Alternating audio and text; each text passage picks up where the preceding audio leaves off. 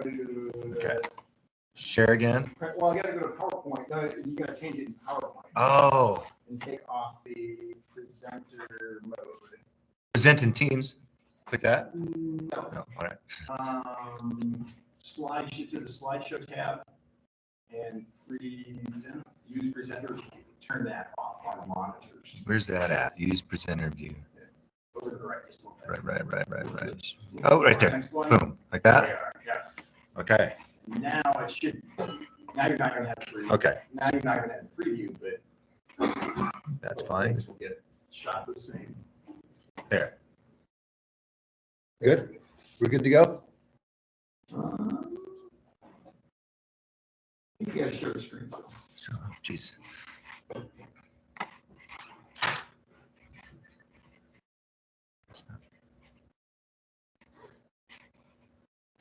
There we go. Okay. Screen capture window. The only person in the class. Someone else was in here for a little bit. There.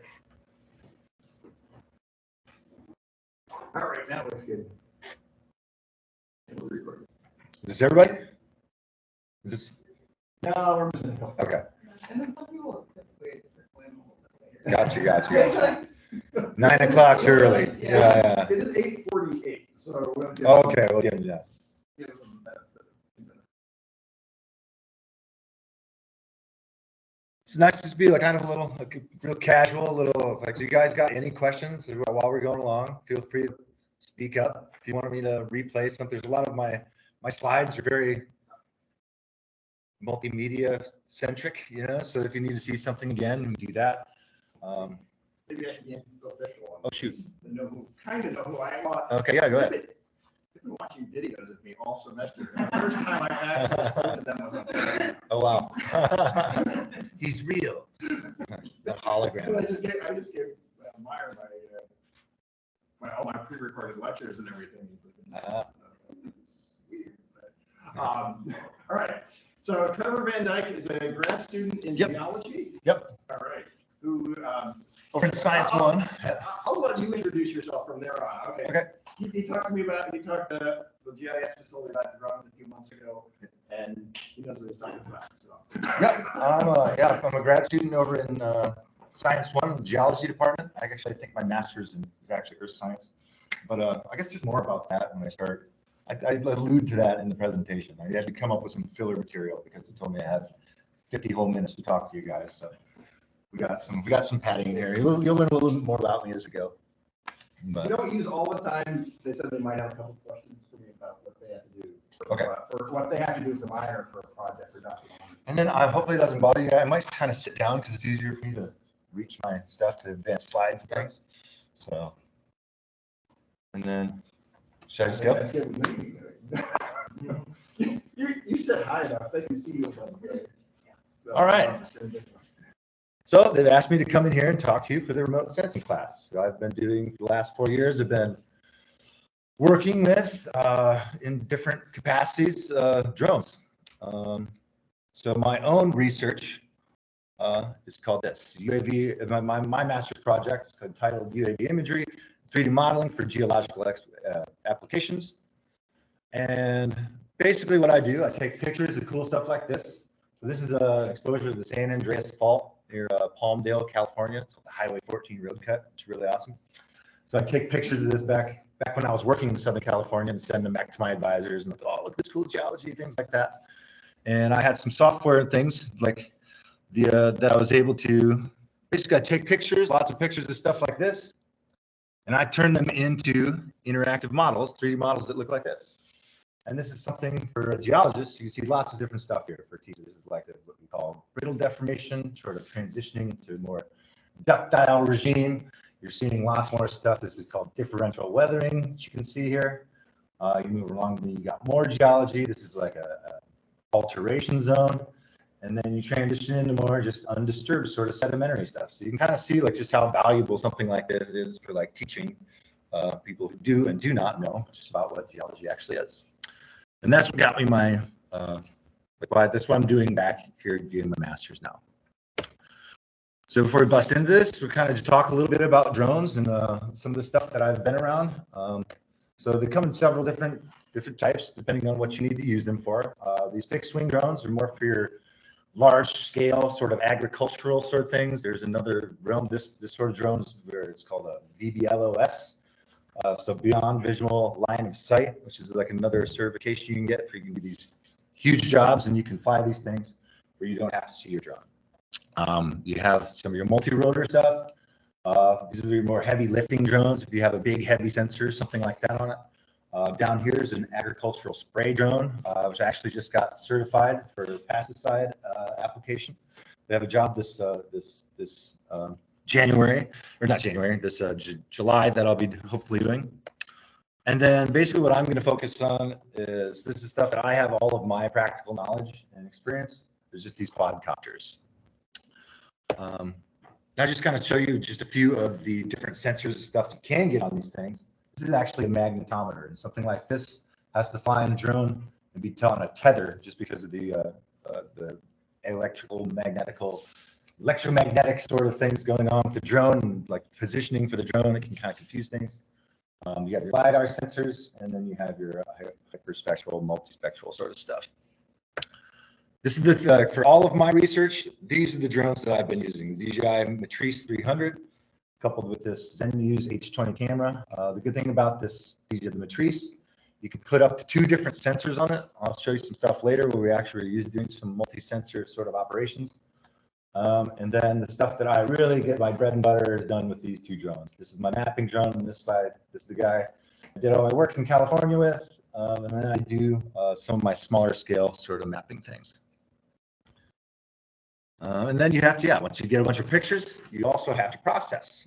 These are the processing, the software companies that I've dealt with. They're all very expensive, but Bentley is free for students and educators. So that's what I started really getting into first and started playing around with this stuff. I figured out it was free.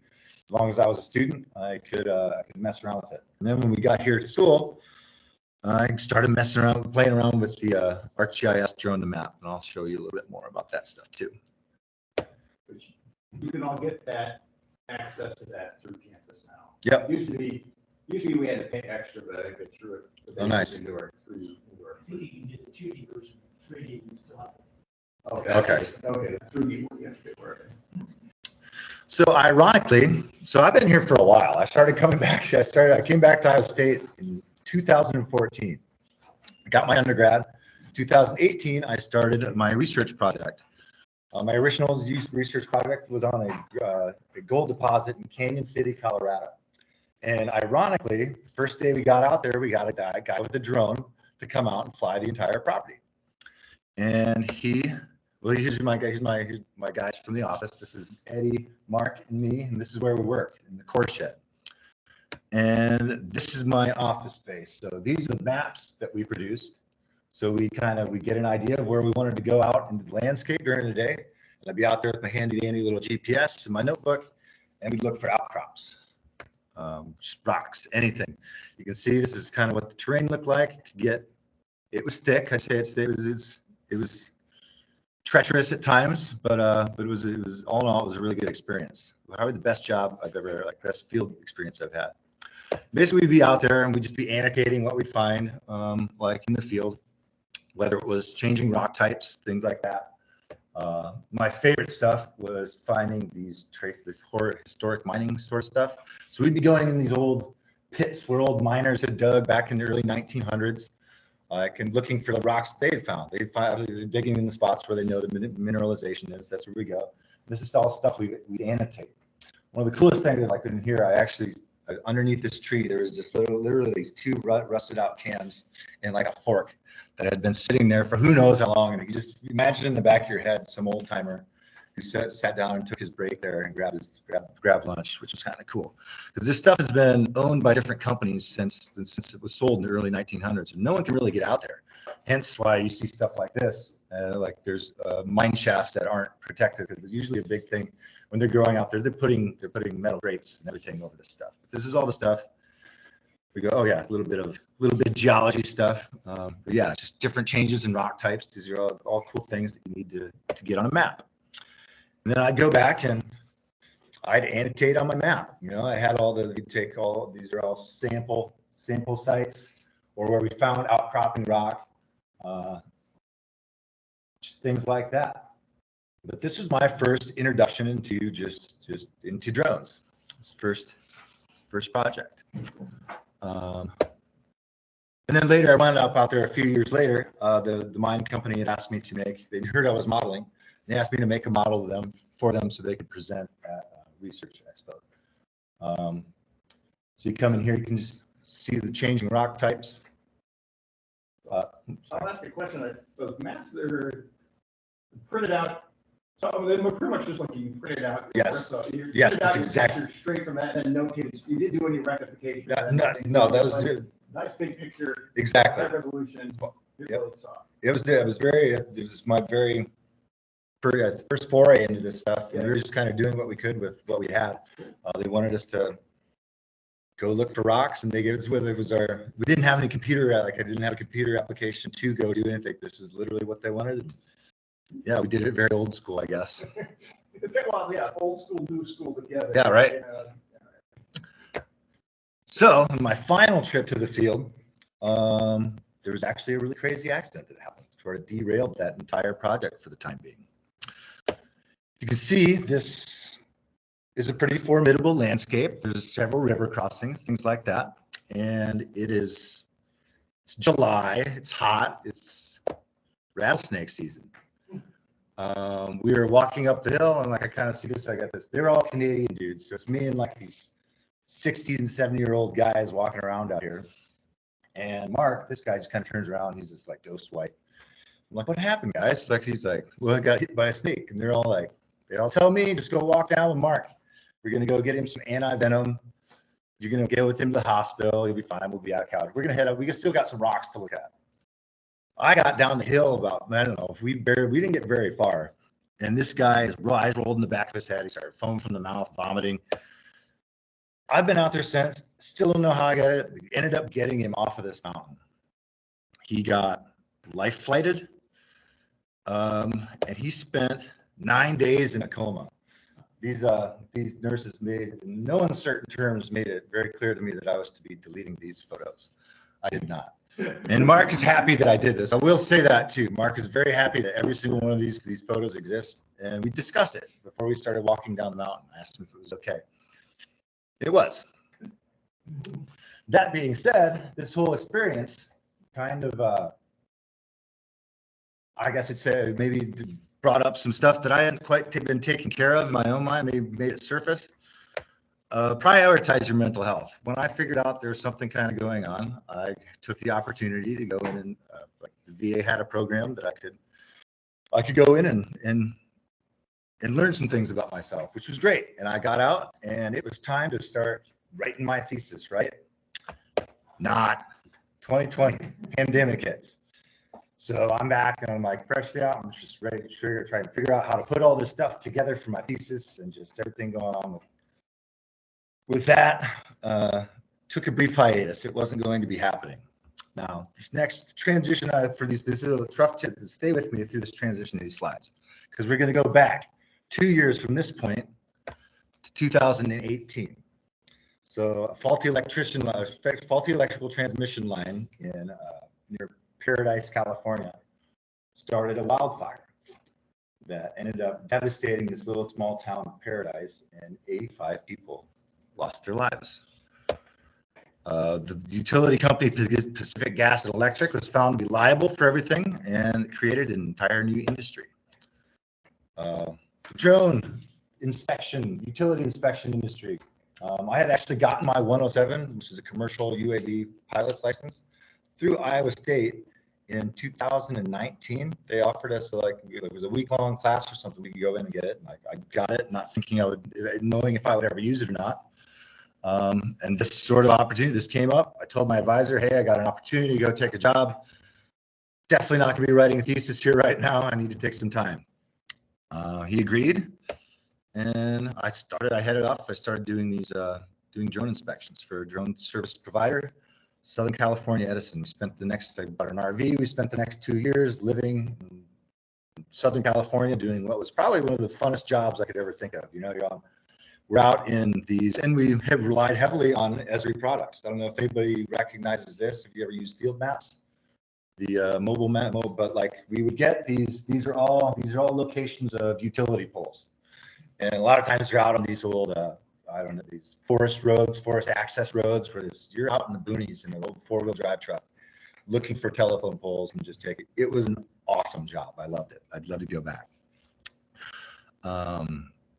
Yeah, so while I'm out there, I'm still communicating with people from Iowa State, like some people that I know. My old advisor got a hold of me, and she kind of got a hold of me as a sort of advisory role. Said, hey, we're coming out. We're planning to. They wanted to model like a few. They had a little piece of beach. They wanted to take them out, do some 3D models of some rocks. They had a drone. They wanted to ask me some questions about drones and some. So we got to thinking about it and dug into it a little bit.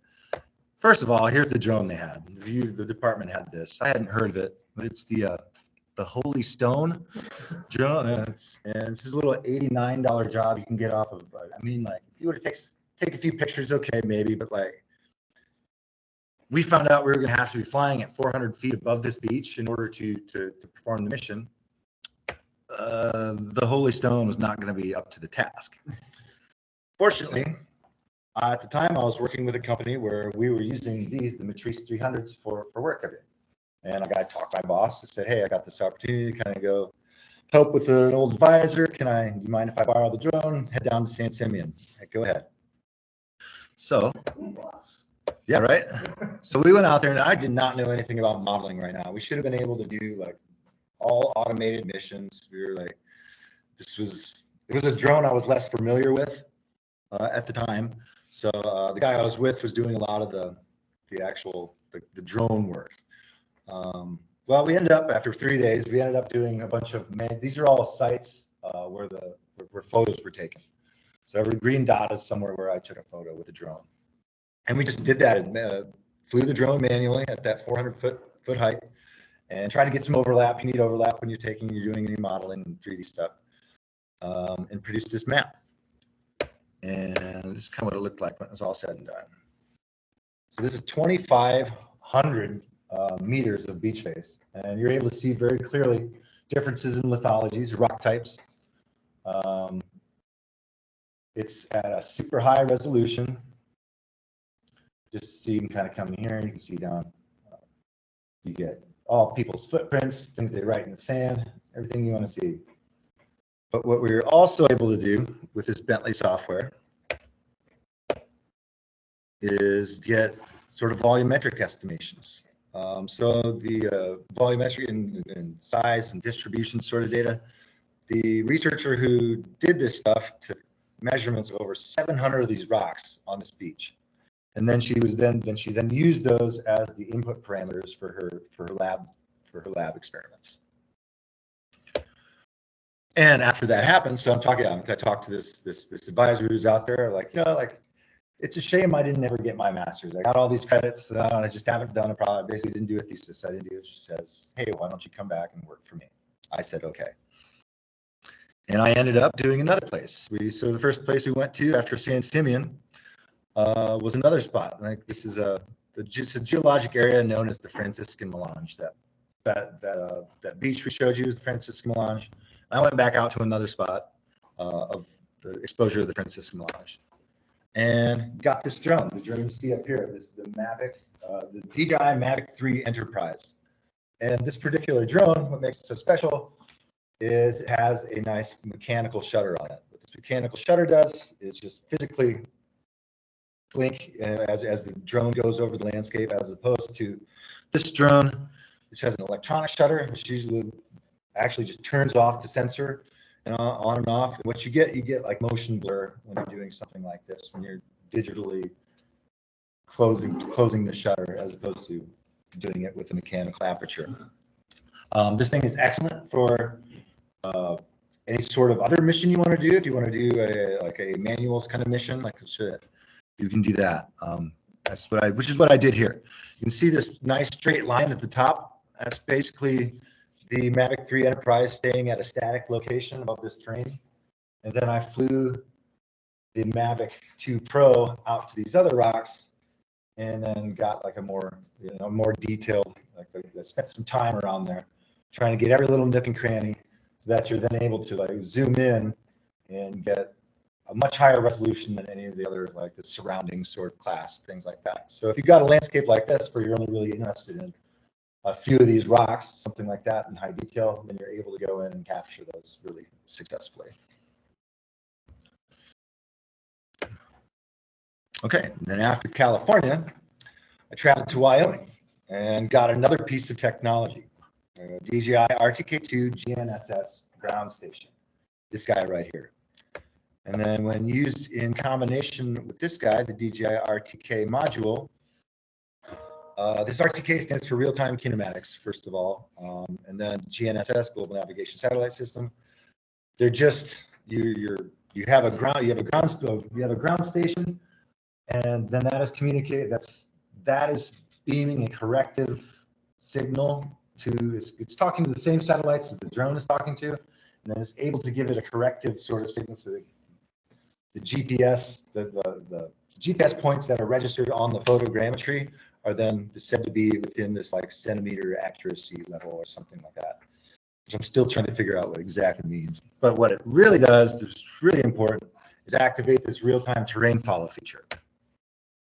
Now you might be asking me, Trevor, hey, why is terrain follow so important? Well, I know for a fact you don't want to find yourself in the middle of a forest with an axe chopping down a giant tree to retrieve your drone. This is no fun. It's about an hour of work sped up. And the culmination. Look out. That's an unhappy Trevor. You did it. You think the drone's all right? That's an unhappy drone, and that's a very unhappy tree. If you can avoid that, you should do it.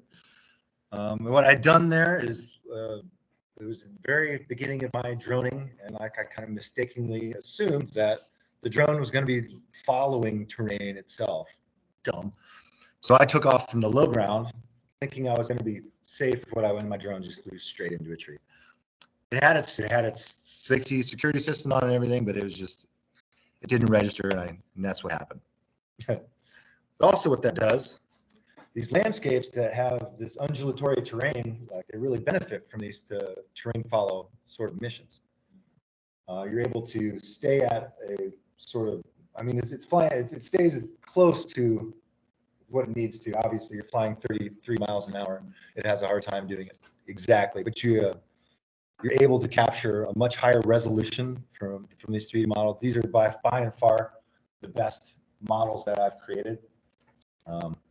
You just don't get this sort of detail when you're just flying a nadir mission. You need to have that sort of oblique imagery so you're able to fill in all the blanks. And then another thing we did here, this is the drone to map interface. This is what drone to map looks like. You see it's very similar. This is all the blue dots now are all the spots where the drone is taking a photo. The brown things are the flight lines. And then once you go do this, and you're able to open it up in ArcGIS Pro, and you can see the difference in the imagery here. Basically, this base imagery, like you're not able to do anything, or like the important things that geologists want to do, which is come in here and sort of digitize and be able to do accurately differentiate between discontinuous soils here. You can see you could do something here, but you're not going to have the level of detail that you need to do something like this. And then when you open it up in ArcGIS Pro, when you do it in 3D, you can stitch that digitized layer just straight to it, sticks right to the ground. And then here, just because you can kind of see it, S3 just it renders a little slower than some of the other softwares. Doesn't look quite as nice, but you're able to access the tools and then be able to do some of these things with it. Another place I went in Wyoming here was this Goose Egg Anticline, and I've personally mapped this on my feet, you know, like everybody who goes to Iowa State's field camp is part of their capstone course. And this is one of the big field mapping exercises. Everybody walks around goose egg and you do your best to make a good map. This is my biggest, most ambitious model to date. It was almost 800 acres. We were out there was actually able to do that in one day on one set of batteries with this drone, which is actually quite remarkable. And when you're done, you have something like this. And you can obviously clearly see in between layers. There's hundreds of annotatable features on this landscape. Lots of things that students need to get in their final map to get a grade. This is historic not only for Iowa State, but lots of other field geology places go here. The oil and gas industry has used this as a model for it's a petroleum trap. There's a structural trap that exists underneath here. Yeah, it's just a good spot for a nice model.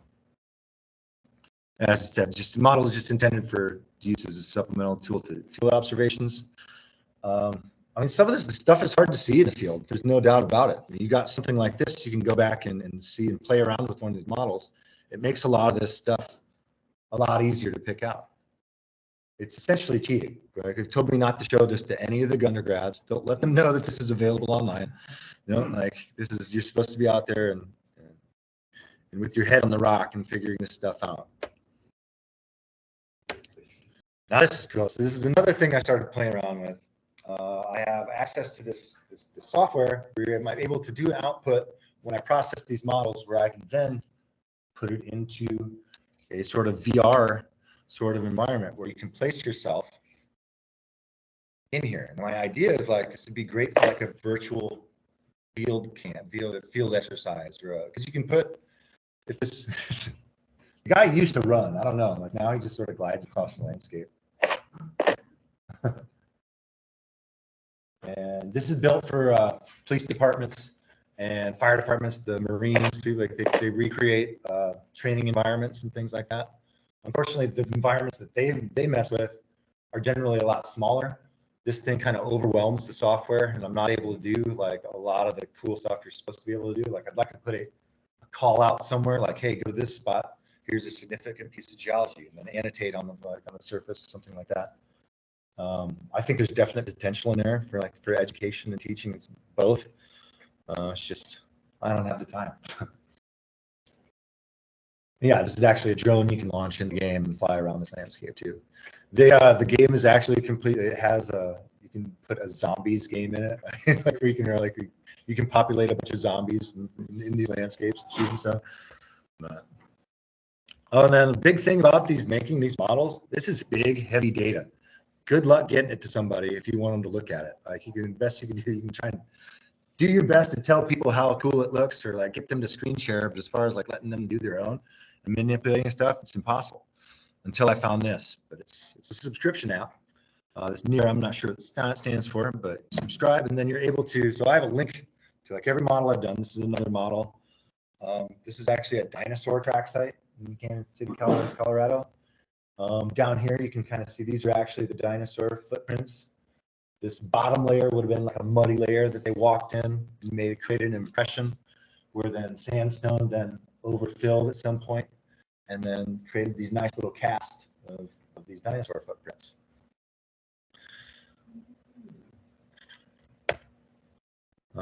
Now getting away from my research stuff, I did actually have an opportunity to do some, while I was in California, use my drone for a more sort of traditional remote sensing sort of role. One Tree Planet is a nonprofit organization. They do reforestation. Their business model is $1 a tree. They have some big donors, like to include like Wells Fargo and Nestle, things like that. So some of these people are like donating $500,000, $1 million, like, hey, where's my million trees? And like they didn't have a way to like show people other than like we've done some planning. They had minimal proof for what they had done, so they needed to do some accountability monitoring. So they gave us. I got wrapped up into that, and basically they told us, okay, we'll go out here. We want geolocated photos of trees, of saplings. We want videos of these sites. and we want a map at the end of it. We want an ortho, and we want the imagery for an ortho imagery. This first site they gave us, this proof of concept site, it's about 7 acres. I had gone out, this is actually, and then processed this on showing the map, but I had gone out to find saplings, and then I'd placed, as like a ground reference, these orange plates near, like I think I got 20 or 30 or these orange plates all over this landscape by these, where I knew the actual saplings, the trees that we were. My idea was to be able to do some sort of supervised classification that could eventually maybe be gone into like an unsupervised sort of thing, and we could do all these landscapes like in this manner.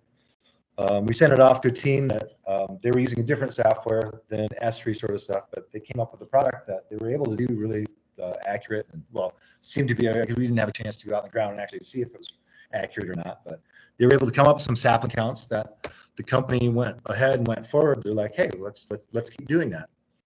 They gave me I'm excited about that. Going to my next field sites, they just give me a KML that I can go like look to where I need to go to.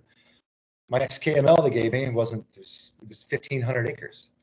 So it's like, okay, and then it comes down to, okay, how do I do this sort of work, this sort of job? I can't, like this traditional, what I did here isn't going to work for a 1,500 acre site. I have some friends that have some other drones. We ended up, my directive was, hey, I kind of gave them an idea, like this isn't going to work like you want it to. They still want to push forward the story with it. They're like, hey, how about you just go out there and we want you to tell the story of reforestation and sapling survivability. Okay. We'll see what we can do. I have some friends with some other drones. The idea was to get out there and gather as much data as we could, and then I was going to come back here and try and crunch it. We'll talk a little bit more about that. We're going on to phase 2 of this mission. We got the MicaSense, with the MicaSense Alta multispectral. We got the DJI P1. We're going to be collecting several sets of multispectral data along with the regular imagery. Here we are on the hunt for trees. Mike is about to do some more paint-offs. Got the M300 slowly creeping across this terrain, gathering multispectral and high-resolution P1 imagery. Very cool. And we are out here collecting spots with our Trimble.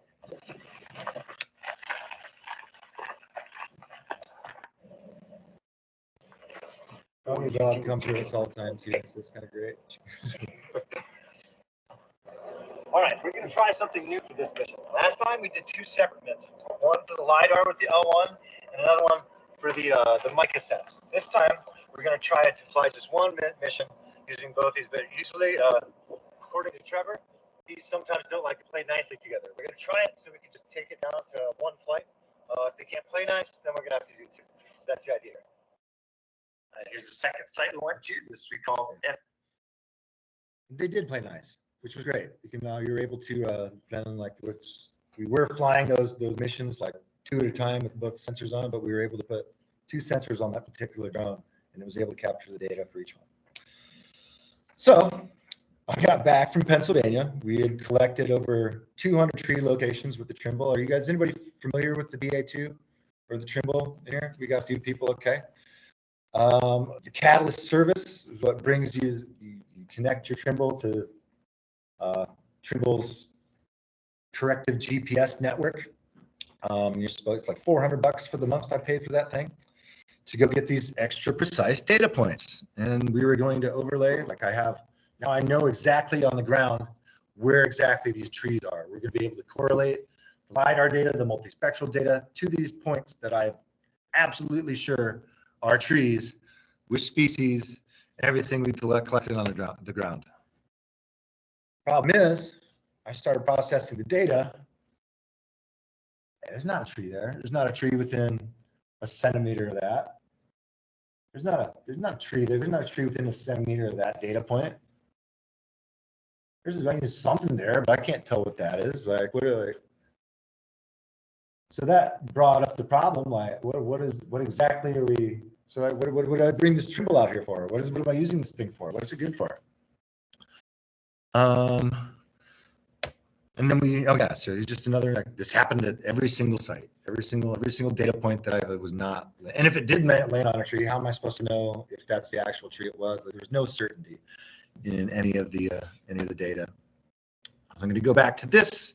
Remember, corrective GPS requires a ground station, a known point on the ground, and then your drone is communicating with that thing, and it's getting that, it's doing its voodoo, and it's giving you better data.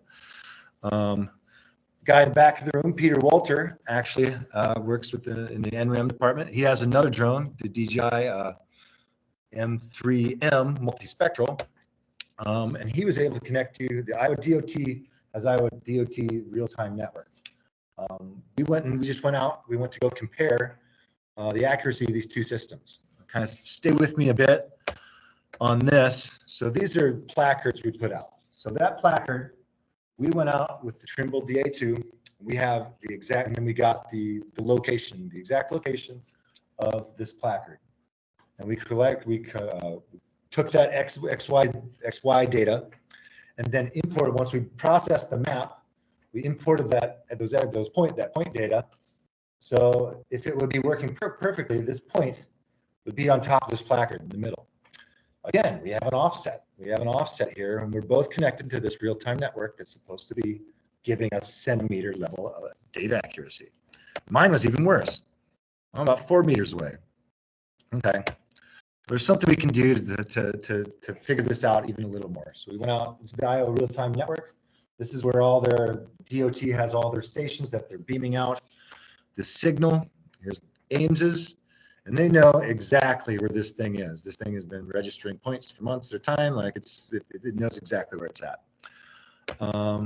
Peter and I went out, and they thought we were doing work on it. We were going to replace it or something.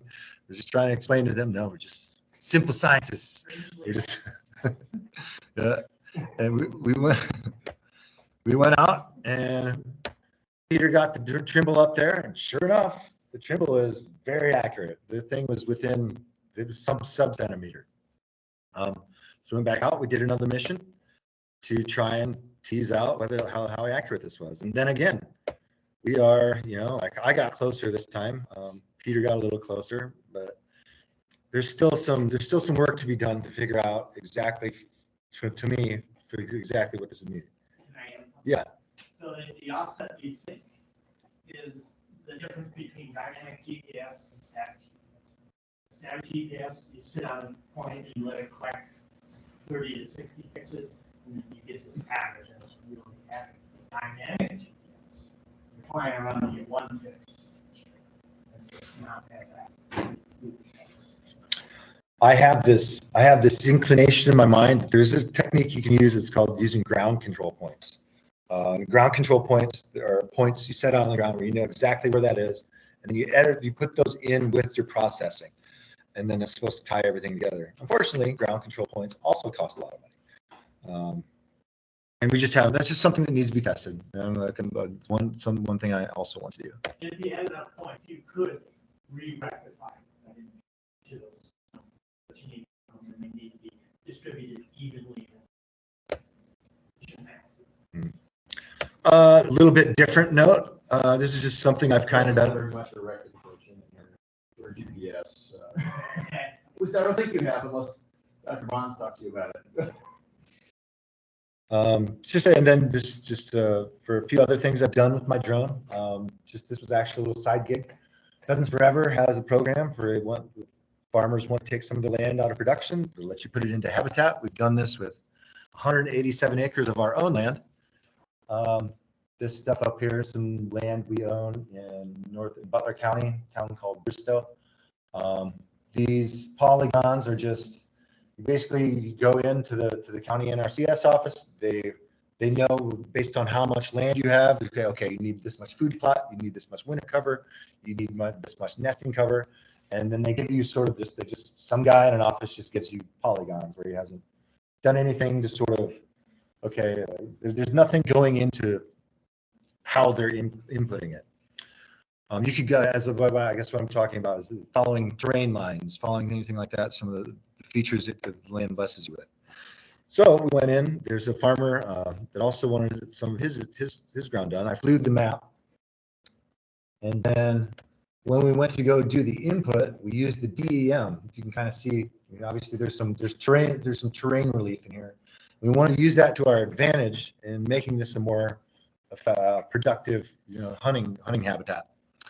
So we use like terrain features like this to kind of put like everything between every single one of these parcels of land that goes in. Also needs to be a fire break. That's part of the taking care of the land post input. You need to burn it every once in a while. So we use the natural avenues of travel as part of this approach to putting in a custom hunting landscape. I don't know if it's going to work out or not, but it just allowed us to do a little more, to be more mindful about how we put these things in, rather than just, boom, here's a bunch of squares of food plot or of nesting cover. Just allows you to be a little more creative with the land. I think this is kind of what we ended up with. Then we were able to bring this actual, I output the shape file, brought it to the NRCS office. They signed off on it. And then my brother used field maps just to kind of drive the tractor to kind of input these things and get them in the ground. Now here, the ISU, the geology department, has actually decided to add a drone component to a field camp. They're going to hire me to teach this summer. Unfortunately, there's some new concerns related to these DJI drones. There's this newly enacted Countering CCP Drones Act that just came out in 2020 or in March of 2024.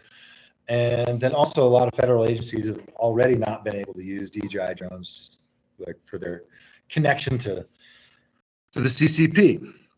But what you can do, and then since ISU's field camp study, all those land, it's all on BLM land, falls under this federal umbrella. And since we're not just doing research, we're trying to teach students, and we're advertising this stuff. This falls under a commercial application. We're no longer able to use DJI drones.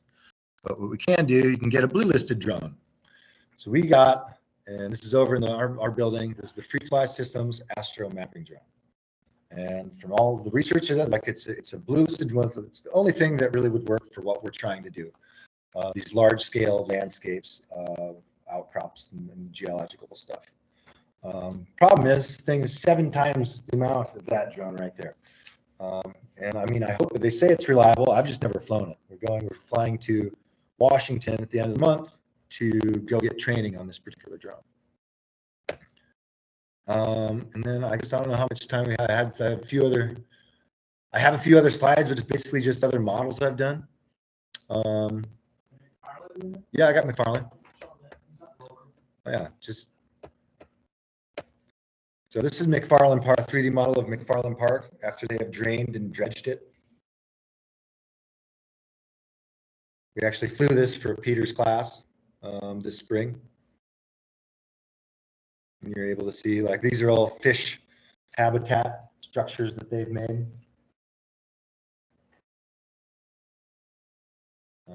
Yeah. You've seen that. This is I was just modeling as much geology as I could. This is a famous geology or famous dinosaur quarry. This is an old, what you call a paleo channel. That used to be a stream bottom, and this was where the river flowed in the sand. And over 60 dinosaurs were found at this site. One of the most productive dinosaur sites in the U.S., site of what they called the dinosaur wars. This is an aquamarine mine where a summer I guided tours. Yeah, you can see this is where we see the resolution you're able to get. This is all our tools, our gear, and where we were digging for rocks every day. You can see, you imagine if someone wasn't out at the site and you were doing some prospecting or something like that, you wanted to fly your drone across a valley instead of walking up some crazy talus or something like that, you could go to it. We actually found a nice new showing of aquamarine up in this corner. You can see things like this. These are scary rocks, these widow makers, they call them up there. So if you can go out to, you can just do recon on a site or something like this. This is what I mean. That's basically it. But I guess I'll close. And I'll say, before I say this, I am not a YouTuber. I have no aspirations to being a YouTube anything. I do, however, have a YouTube channel where I've documented most of all these missions, either for when we were doing for One Tree Planted, they wanted a site map. They wanted a site to every single location we went to that. We got all my research stuff, all the vets to drill, like a lot of things that I've done, just drone related. And then also, I have all of the 20 some models that I have listed on this Nira. You can just kind of go in there and look at the gallery if we're so inclined. But other than that, you can open it up for questions for you guys. Yes. So you talked about how, like, the federal government is not allowing DPI drugs.